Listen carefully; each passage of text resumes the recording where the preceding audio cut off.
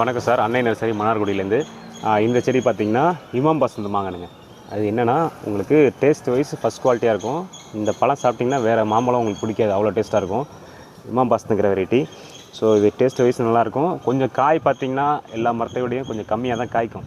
ஆனால் அது ரேட் பார்த்திங்கன்னா ரேட் வைஸ் பார்த்திங்கன்னா ஒரு 150லேருந்து 200 வரைக்கும் எங்கள் ஊரில் விற்கிறாங்க. ஓரளவு ஒரு 100 போகக்கூடிய நல்ல வெரைட்டி இது. உங்களுக்கு காயாக இருக்கும்போது சொல்கிறேன். ஸோ டேஸ்ட் வைஸ் சாப்பிட்டு பார்த்தவங்களுக்கு தான் தெரியும். இது நல்ல வெரைட்டி. இந்த செடியோட இலையை பார்த்திங்கன்னா குட்டி குட்டியாக இருக்கும். இந்த மாதிரி சின்ன செடியை நடுறீங்க அப்படின்னா ஒரு 2 இயர்ஸ்க்கு அப்புறம் உங்களுக்கு காய் வந்துடும். 1 இயர்லேயே பூவெல்லாம் விடும். அது நீங்கள் பிச்சு விட்டுறணும். 2 இயர்ஸ்க்கு அப்புறம் காய்க்க விட்டிங்கன்னா செடி நல்லா காய்க்கும் உங்களுக்கு. ஸோ எல்லா ஏரியாலையும் நிறைய காய்க்கக்கூடிய வெரைட்டி தான் அது. இந்த செடி வேணால் நம்ம நர்சரியில் நிறையவே அவைலபிள் இருக்குது.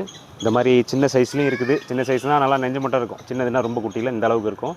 இந்த சைஸ்லேயும் இருக்குது. இல்லை காய்க்கிற ஸ்டேஜ் செடியாக வேணும் அப்படின்னாலும் அதுவும் இருக்குது. ஸோ எது வேணுமோ நீங்கள் வாங்கிக்கலாம். நீங்கள் நேராக வந்து வாங்கிக்கலாம், இல்லை பார்சல் ஆர்டர் போட்டு வேணாலும் வாங்கிக்கலாம். செடியெல்லாம் பார்த்திங்கன்னா நல்ல அழுத்தமான செடியாகவே இருக்கும். ஸோ நீங்கள் வாட்ஸ்அப்பில் ஆர்டர் ப்ளேஸ் பண்ணி கூட வாங்கிக்கலாம்.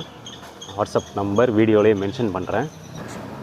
இந்த செடி பார்த்திங்கன்னா நம்மள்ட்ட காய்க்கிற ஸ்டேஜ் செடியில் உள்ள காய் காய்ச்சிருந்துச்சு. அந்த காயை நம்ம பிரிக்கிற வீடியோ தான். அது நைட்டில் எடுத்ததுனால அப்படி தெரியுது உங்களுக்கு. அந்த காய் பார்த்திங்கன்னா மினிமம் ஒரு 1/2 கிலோ அந்த ரேஞ்ச் இருந்துச்சு.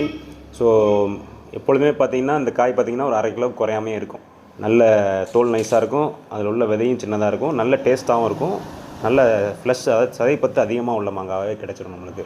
அதுதான் இமாம் பசந்துன்றது. அதே மாதிரி துளிர் விடும்போது பார்த்திங்கன்னா நல்ல எல்லா மாங்கனும் சிவப்பு கலராக விடும்.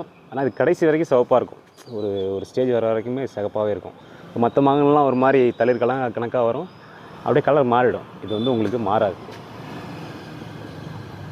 இது இமாம் பசந்த் செடி தான் உங்களுக்கு. மூடெல்லாம் பார்த்திங்கன்னா பெருசாகவே இருக்கும்.